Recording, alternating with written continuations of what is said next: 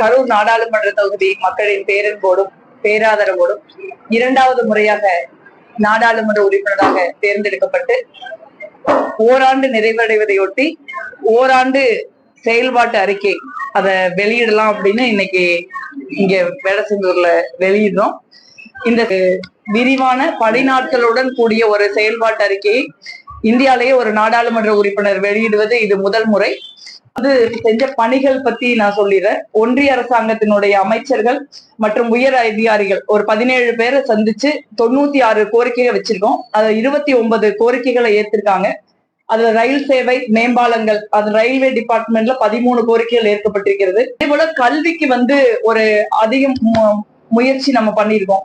இந்தியாலேயே இந்த முறை கல்விக்கு அதிக நிதி ஒதுக்கீடு செய்த நாடாளுமன்ற உறுப்பினர்கிற பெருமை நமக்கு தான் கிடைச்சிருக்கு. இந்த முறையும் நாடாளுமன்ற உறுப்பினர் தொகுதி மேம்பாடு நிதியில 57% நிதியை நம்ம கல்விக்கு தான் கொடுத்துருக்கோம். இன்றைக்கும் தமிழ்நாட்டுல ஏதாவது செஞ்சிட முடியாதா அப்படின்னு அவங்க எல்லா முயற்சிகளையும் பண்றாங்க.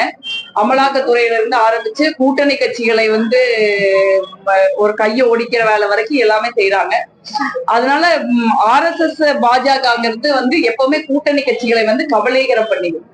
அவங்க எந்த ஊர்ல எந்த மாநிலத்திலையும் ஒரு கூட்டணி கட்சியோட சேர்ந்து ஆட்சி அமைச்சாங்கன்னா அதுதான் அந்த கூட்டணி கட்சிக்கு தனித்து சந்திக்கிற வலிமையோடு சந்திக்கிற இறுதி தேர்தலா இருக்கு. இதுதான் வரலாறு.